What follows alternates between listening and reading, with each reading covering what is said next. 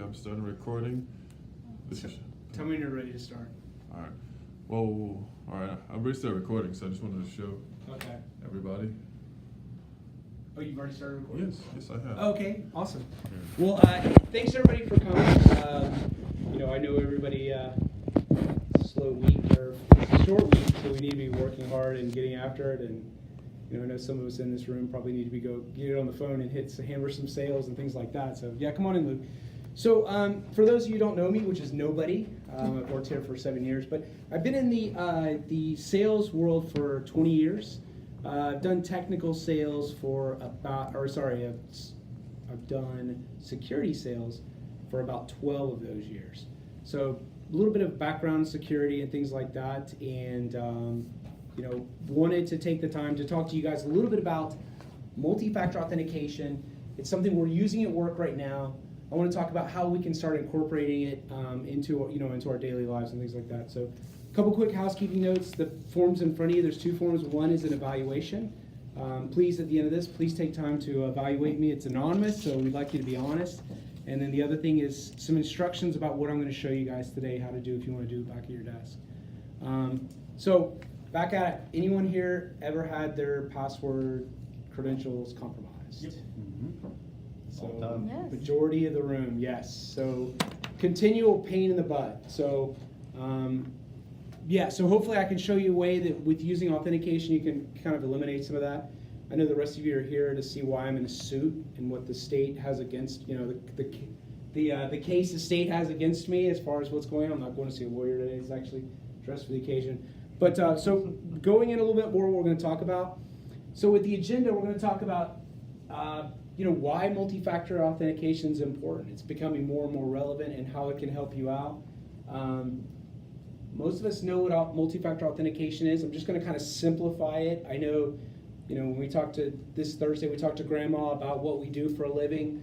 Give you kind of a simple way to kind of explain it at the Thanksgiving dinner. We'll show you some instances of where you could start using multi-factor authentication that are not just in your work life.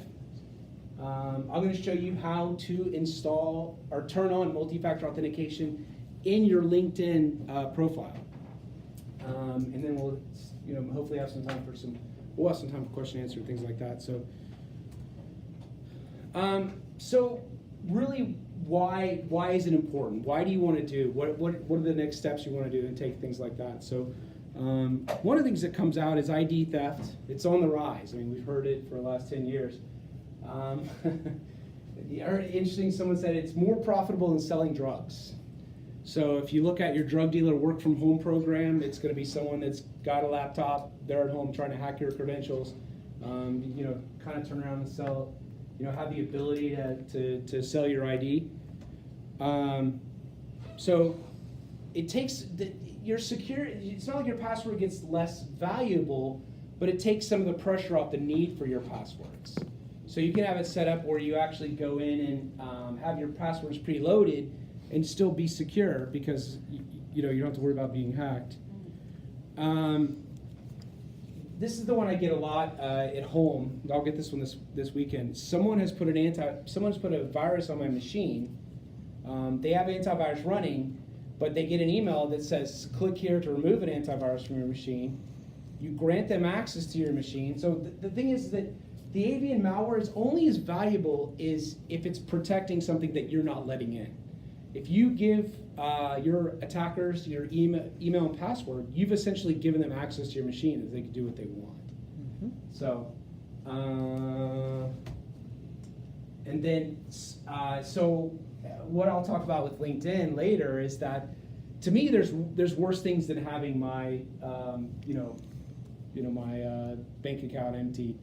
It's obviously it's a horrific thing, whatever.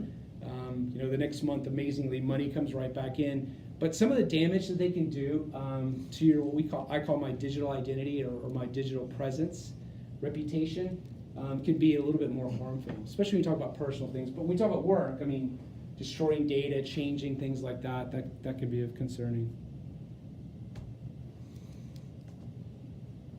And you're already using it at work. I think it's funny that we use authentication at work to log into our systems, yet on the same system we'll log into Facebook or or other things where we use security for work purposes on the same box. We're not using the same security stature, in our personal thing. We'll use these machines. So anybody have any questions about this? Ugo, I know when I put the one up, you kind of scowl a little bit. Do you have some feedback on the third point, antivirus and malware? No. You're right. You're just giving me your regular stuff here? It's just my regular face. No, but I mean, at the end of the day, really, this is real and this is a threat. We're having fun here, but I do take this stuff very seriously. So the simplest way I've ever heard this explained to me. So when you think about multi-factor authentication, you're blending something you have and you know with something that you don't know. Something you have and something you know. Sorry. So you know your password. You know your password and your login information. And the multi-factors, for me specifically, I'll write this down on paper, or I use a password manager, things like that on my phone or my laptop, so it automatically populates. The multi-factor of using a second factor actually protects you from yourself. So you're not able to project the security problem out into the world because you've taken the step to do it. So basically, something you have, your password, something you get, which is the second factor authentication, is what they call 2FA, and then you work with compliant access. Anybody have any questions about that? So something you have, something you know, gets you in. That's what you say on Thanksgiving. So the authenticator. So there's many other kind of authenticators. The most popular one, and the one I'll show you today, is via text message. So you go to log into your account, you get a text message on your phone, you enter the code into the field, and you get secure access, right? Something you have, something you get, you log in.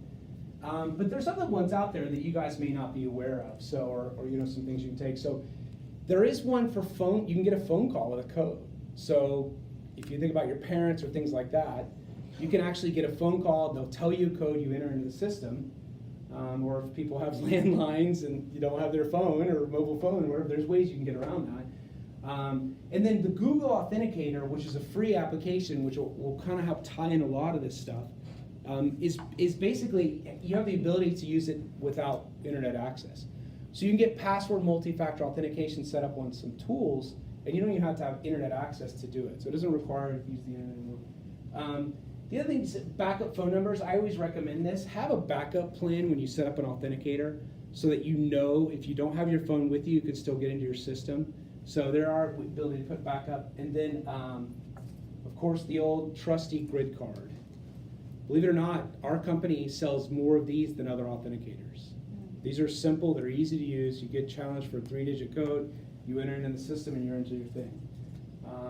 So I don't really want to talk about too much about it, but you can actually register your computer so that you can get it through your laptop. I know for convenience purposes, a lot of people are using that because it's Control-V, copy-paste, you put it in, you're in. I typically try to stay away from having it all in the same place, if you would. So when you look at things you can protect and things you use, I mean, this is a small list of things that are out there, but these are applications that you go to frequently, and you can actually set up security practice multi-factor authentication to them. So we'll talk about LinkedIn today, but these are other things. Tasha, right? Amazon Prime with you. So we can set it up so that when we go in and place an order, you leave your thing out there, someone comes in and buys something, ships it to a new address, whatever, you can protect yourself. Snapchat, Xbox Live, Reddit, and of course Pinterest. So the applications are out there that you're currently using now, and you have the ability to set up some extra security concerns. Did everybody know this? Everybody know that all these things have the ability to add multi-factor authentication? Yeah, I'm curious though about how you can actually use this multi-factor if you don't have the phone on you.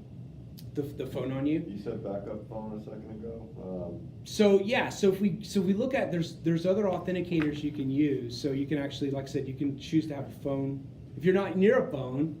So you can have a phone call you with voice, or you could actually there's a challenge. So what was your first car?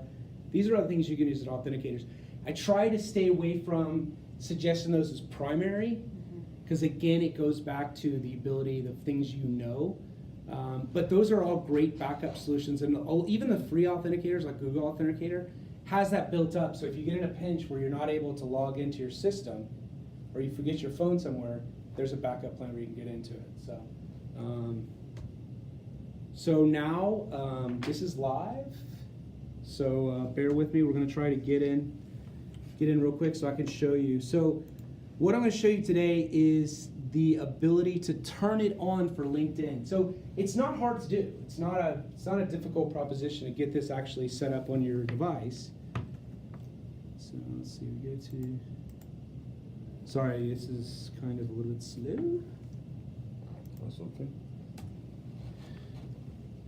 So as this is loading, what you'll see is, like most people in this room, my LinkedIn automatically goes to log in. My password is stored into the system. I'm logged in, right? So you can actually, because I don't sign out every time. You know, you can come in here and actually sign out every time. So, but most people don't. They just close the browser. Well, my password manager goes in and it actually logs me in automatically.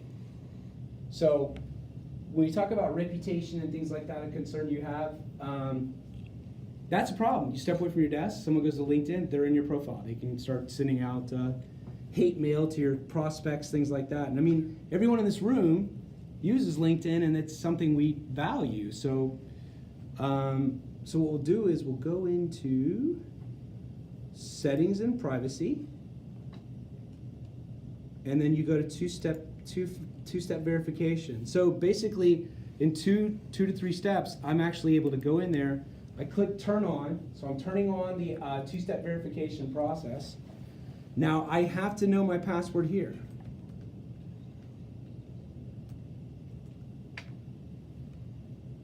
So two things have just happened. So I've logged in, and it's actually going to require me to use two-step verification to just turn the service on.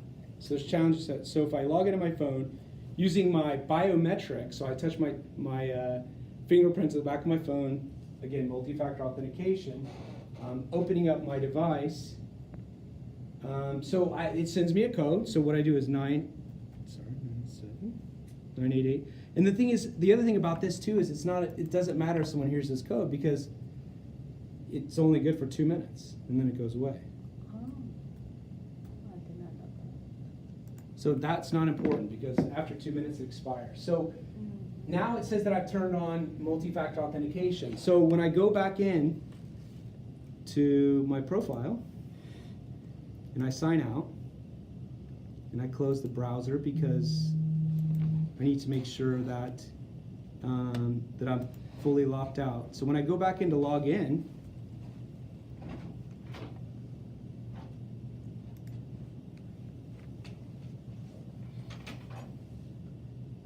hope this works. Sometimes when you log back in too quickly, it remembers your settings from before. So how about that internet? So live demo, folks, was not kidding. This is where you're going.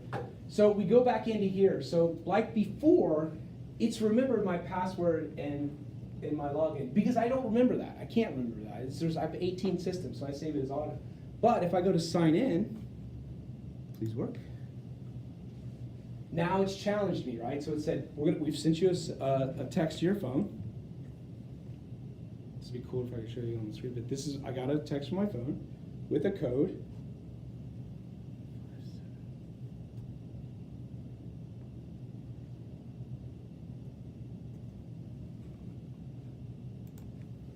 So I got the code, submitted it. Boom, I'm in. So is a good security practice, we should be logging out of LinkedIn every time. But remembering your password is a pain in the ass. Save it as your password manager. It logs in. You're just challenged with multi-factor authentication to secure login. So, and when we talk about things we're doing at work and things like that, this is basically it. This is what we do. So, let's see. So we'll go back to. That's awesome. Sorry, folks. So that's all I have. like I said, there are many systems. We only have 15 minutes. There's many systems you can go in and do this. And in fact, I recommend you to research looking at downloading the Google Authenticator and then just incorporating it back into your systems that you have and have most use of. I've given you guys a handout of how to do this at your desktop. If you want to go back and turn this on your desktop, it's pretty simple stuff, but I've given you the 4 or 5 things to do. So that's all I've got. What questions do you guys have? What mode of multi-factor do you suggest if you had your choice of the allotment? So this one doesn't have the app, but push. So push it's called push notification. So basically, you go to log into a site. It says check your phone. You hold your phone up to your face. You log in, or you hold it to your phone. You verify your login, and it sends it back. So you don't have to copy and paste the text. Push notification is what I highly recommend if there is the ability. LinkedIn does not have that ability, but a lot of others do, and Google Authenticator is one of them. And like you said on my previous question, if I were to not have my phone on that LinkedIn demo you just said, then it would then challenge me with security questions? Yes, it would. So it says, you're unable to log in, it would challenge you for the other thing. Yeah. So you can still get in if you don't have your tangible device? Right. So most apps have gone to a self-service. It's called a self-service module. Most have gone to a self-service kind of thing. But the ones that haven't, you got to use your phone to call them and get you reset up or get your device. So that's why I recommend you choosing. LinkedIn unfortunately had one offering for do that, but choose one that's most friendly for you guys and what works. Any other questions? Well, awesome. I want to thank everybody for jumping in and helping me out here, and hopefully you guys have walked away with something to talk to your family about on Thursday, and hope everyone has a happy and safe holiday. All right. Thank you.